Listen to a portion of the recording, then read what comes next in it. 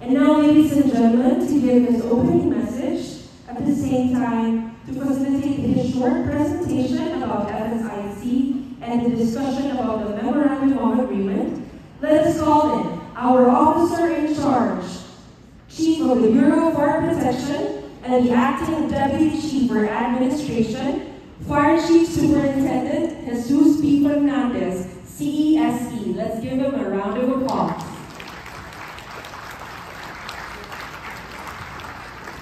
Okay, thank you very much. You may take your seat. At the outset, I'd like to express our gratitude to the Undersecretary for Public Safety, Honorable Serafin Barreto Jr., who has been our partners in this implementation of the fire safety inspection system. Every time that we have a consultative meeting, the presence of our USPS is always with us. So he's in Zoom. Also, I'd like to take this opportunity to thank our partners in the regional level from Region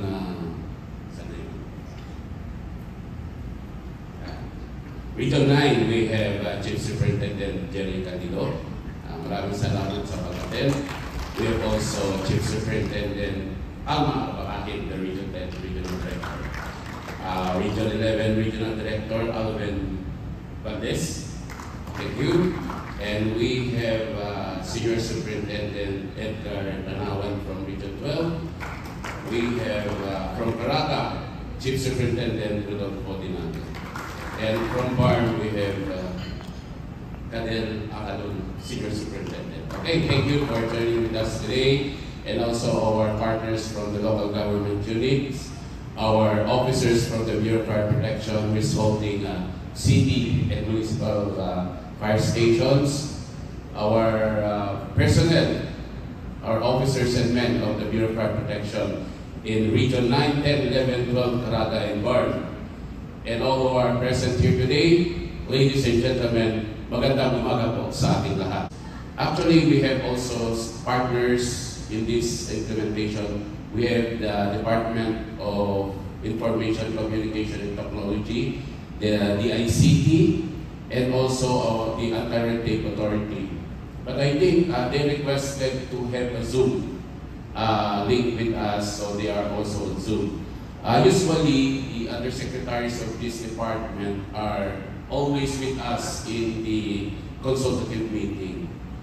So, the suggestion of holding the consultative meeting was advice of Secretary Perez so that for the local government unit who have a memorandum of agreement, there will be a smooth transition.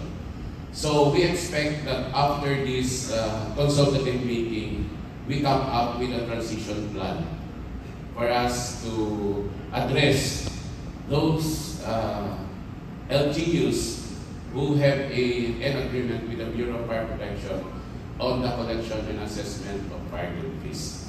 So to give you a background of this consultative meeting, in November, we have issued a memorandum circular for the adoption of the fire safety inspection system as the process of acquiring the fire safety inspection certificate and other clearances of the Bureau of Fire Protection.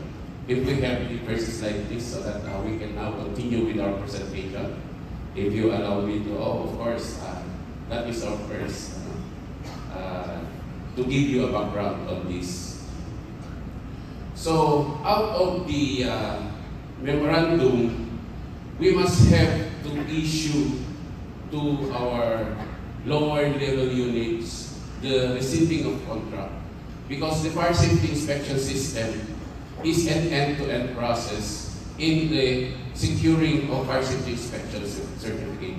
If we have to, kung ang ibig sabihin ng end-to-end process is that it starts with application and ends with the release of the fire safety inspection certificate. So that is the end-to-end process.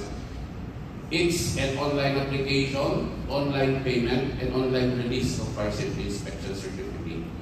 So that when we issued that memorandum to our level units, the LGUs who have an agreement with the BFP on the assessment and collection of fire code fees, of course, reacted to the memorandum issued by the national headquarters. Hence, we conducted a series of meetings with the ARTA, the national level, with USEC Dilip Gracia, USEC RJ Echeverry, with Secretary Perez, and even our DILG Secretary on this matter, Secretary Remulla, Undersecretary Mario Ringan, Undersecretary Barreto, so that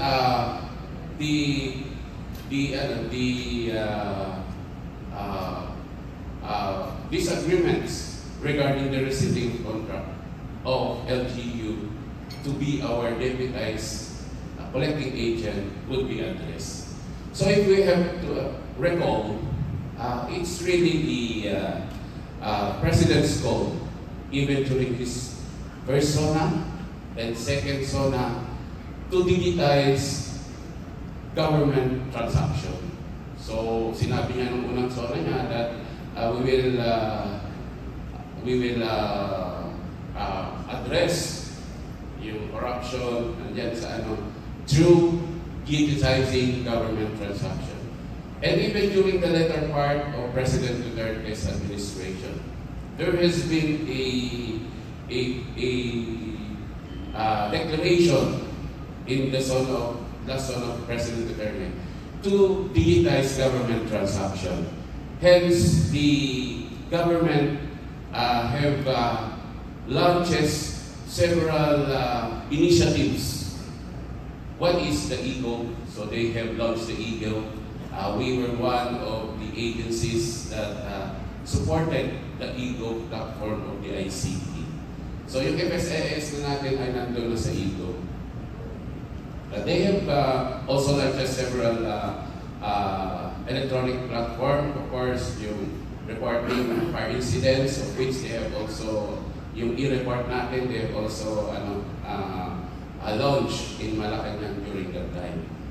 So, if we look into the basis of the development of the fire safety inspection system is anchored, of course, not only on the declaration of the President, but in the law itself. So if we, the basis of creating the Anti-Red Tape Authority is Republic Act 11032. And 11032 has several provisions, not only for the local government unit to digitize government transaction, not only for the DICT to develop an electronic platform for processing of permitting system, but more so, it also mandates the Bureau of Fire Protection to develop an online application and online payment. These are all provided for under the later part of Section 11 and full of Section 12. Kung titignan natin sa 11032, it's not only the ARTA, it's not only the DICT or the DILG itself, but more so the BFP as mandated in the law to conform with the provisions of 11032. It specifically mandates the BFP to streamline its processes. If we have, bago natin basahin yung strategies na sinasabi, bago nagkaroon tayo ng ease of doing business, this ease of doing business have been the talk of the town 10 years ago. Ibig sabihin, 10 taon na kakaraan. Nung nagkaroon pa tayo ng unang memorandum circular ng establishing ng Business One-Stop Shop. That was in 2005, I think. Kung hindi ako nagkakamali kasi Fire Marshal pa lang ako noon. City Fire Marshal pa lang. We have initiated the first Business One-Stop Shop. And that Business One-Stop Shop have evolved into several innovations. Nagkaroon ng several innovations. Prior to the passage of this law, we have developed the co-location Bago naging batas yan, nung bagong nag-ata kasi, ang nag-handle dito ay yung National Competitiveness Council. It's a council headed by the Secretary of PTI. And we have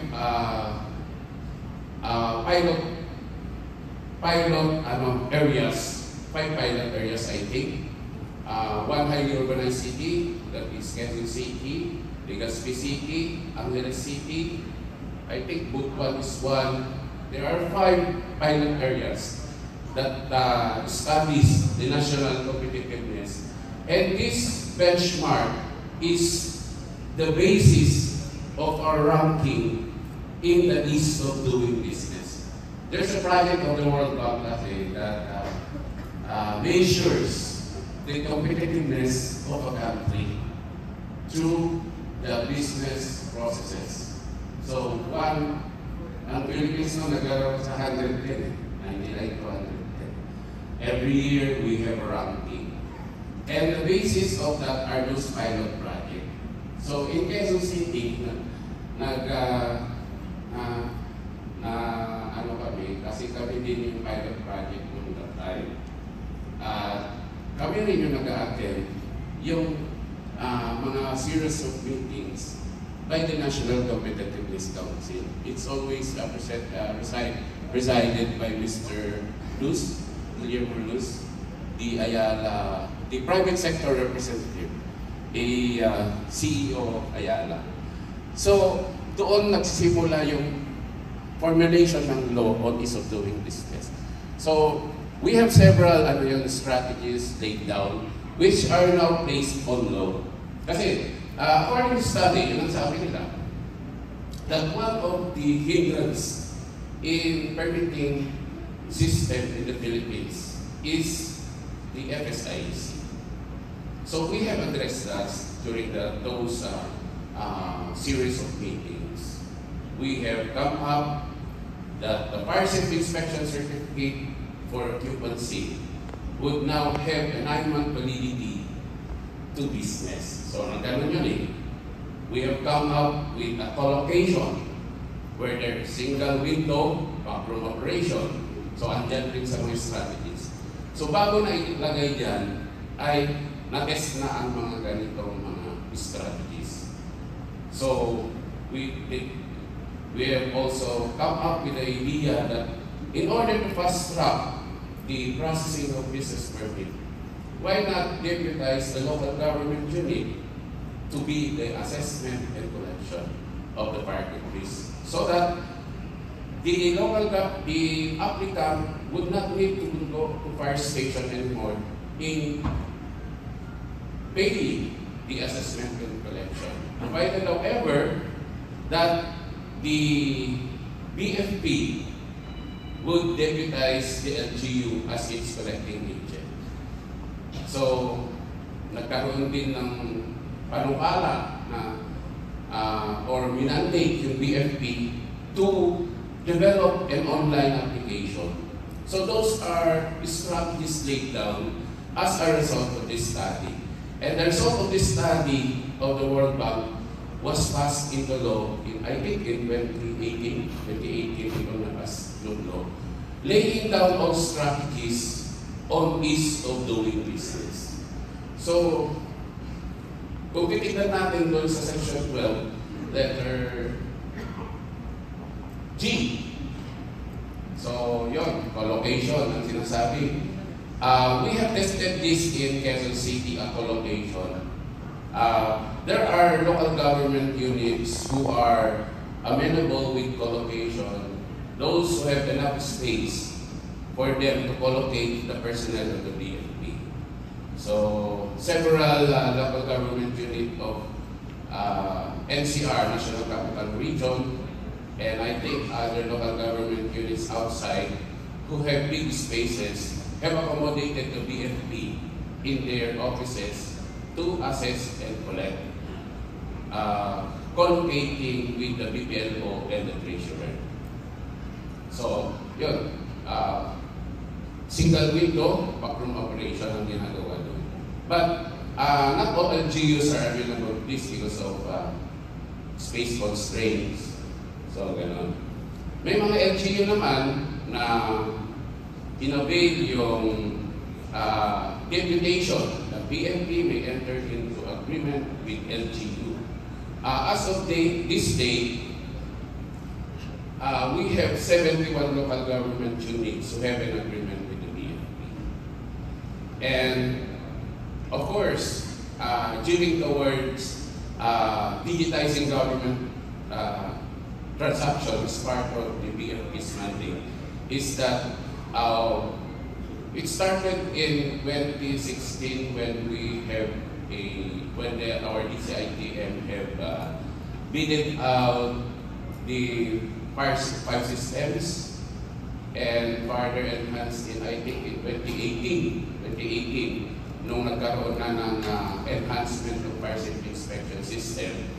And then in 2021, nung nagkaroon ng first implementation within 24 sites in National Capital Region,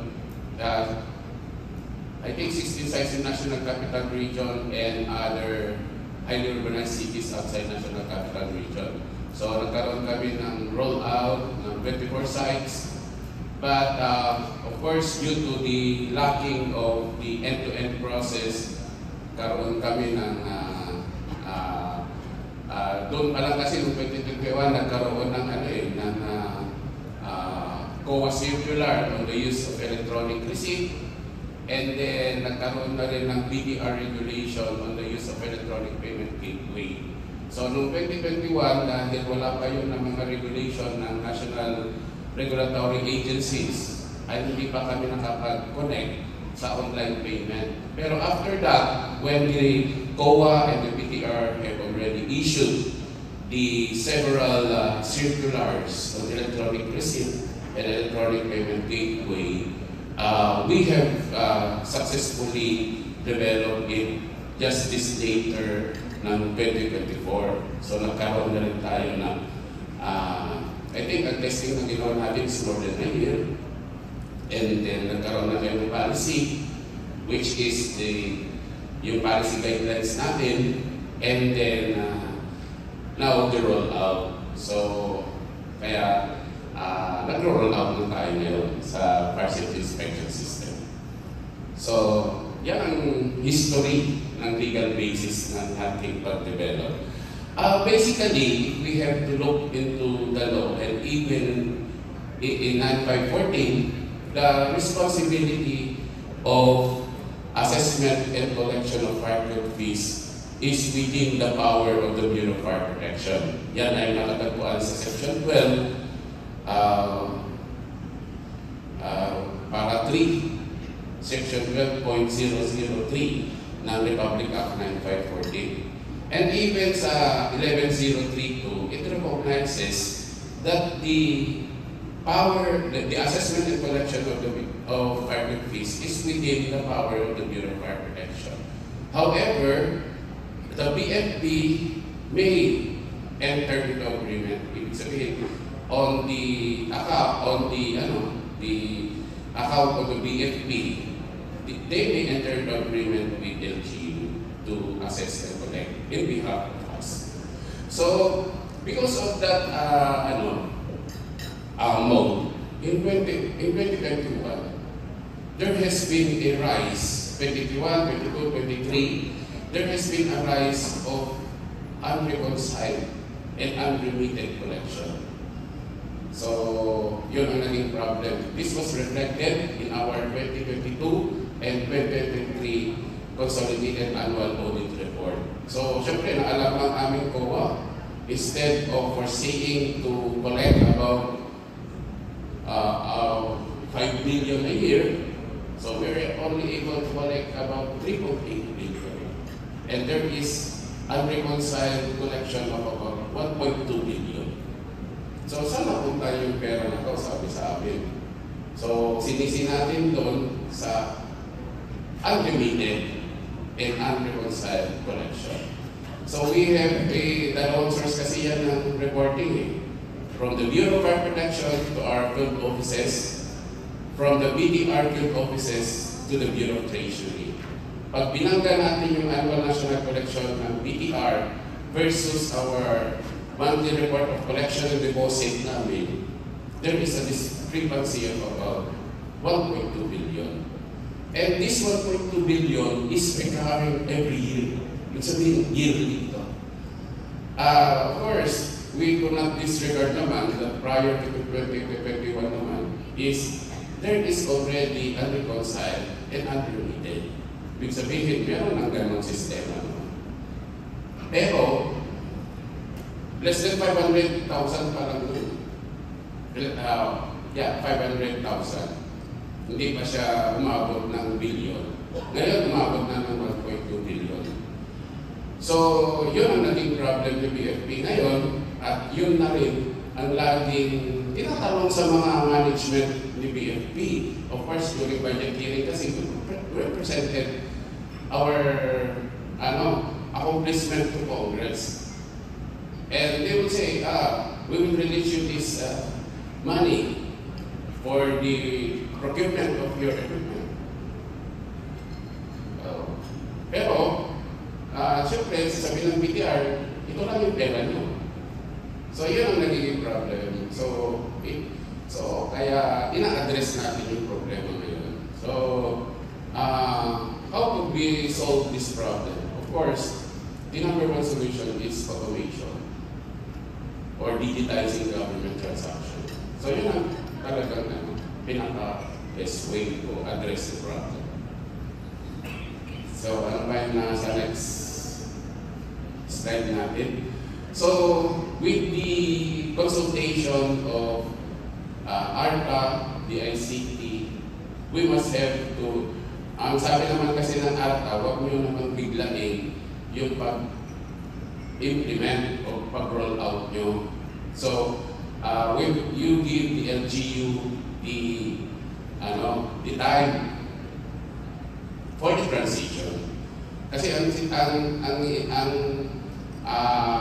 predicament kasi ng Anti-Corruption Authority is the disruption of the collection o the processing of business permit during the renewal. So yun naman ang nila. So that you make consultation with your stakeholders, those who have MOA, so that hindi naman ganun kabigla. So, yun nga yung gagawin natin consultation ngayon to have a transition plan. There are basically 3 scenarios here. For those fire station natin that have no agreement with LGU, they are given 60 days from the issuance of the guidelines to migrate from manual to digital, because the reportorial requirements will now be the system. So there will be no need to submit reports to the region, province, region, national. There are real-time monitoring of the reporting on number of establishments inspected, collections, yung may violations. So it would be a real-time monitoring through the system. And then we have this now, yung may agreement with LGU, so that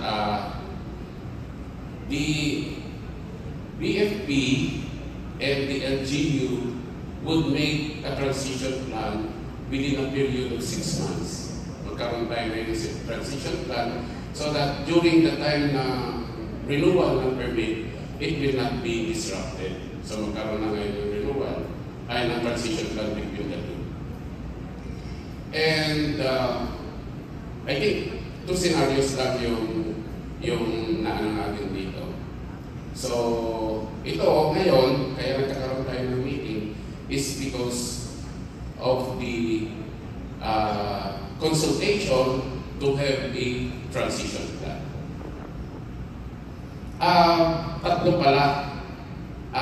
We have those LGU with system to be integrated with us.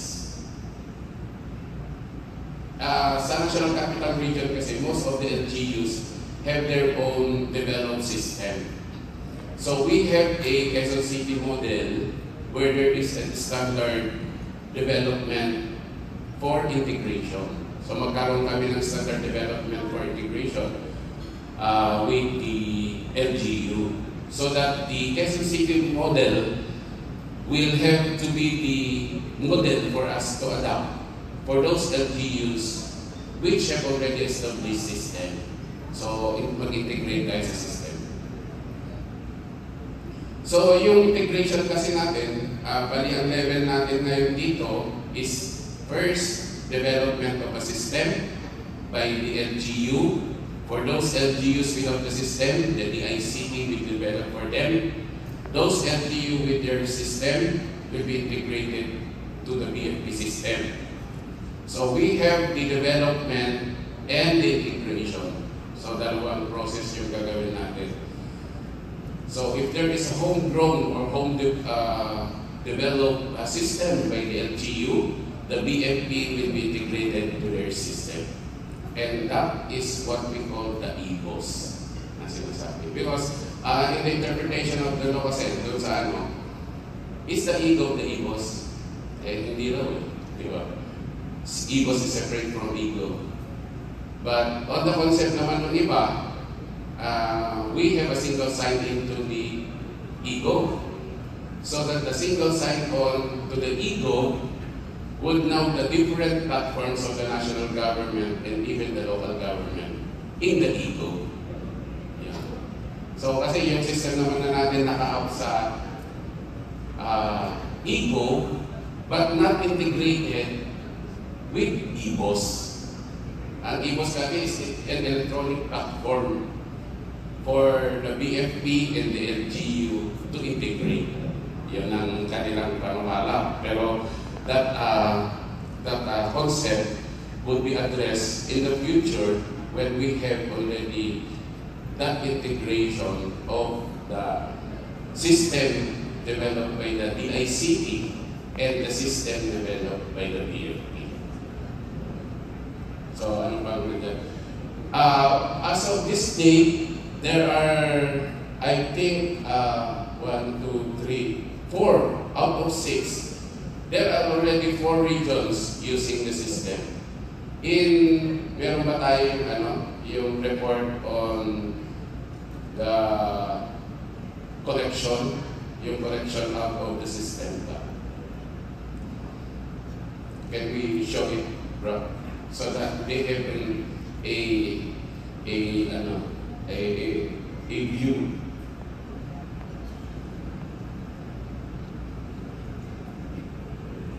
So, yan ang real-time monitoring natin ng collections or accomplishment of each region. We could monitor the total applications, total collections by region. The region can monitor collection by municipality, accomplishment by municipality. They have their own way of monitoring the output of each fire station.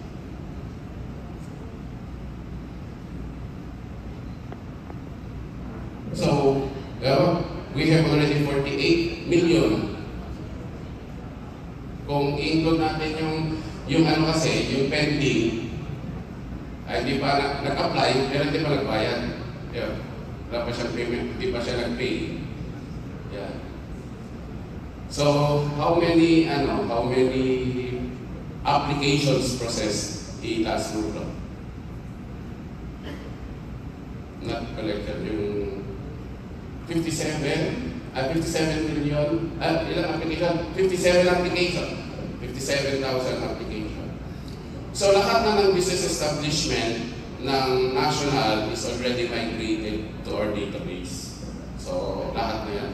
Ang gagawin na lang siguro ng BFP is for the CRO to tap.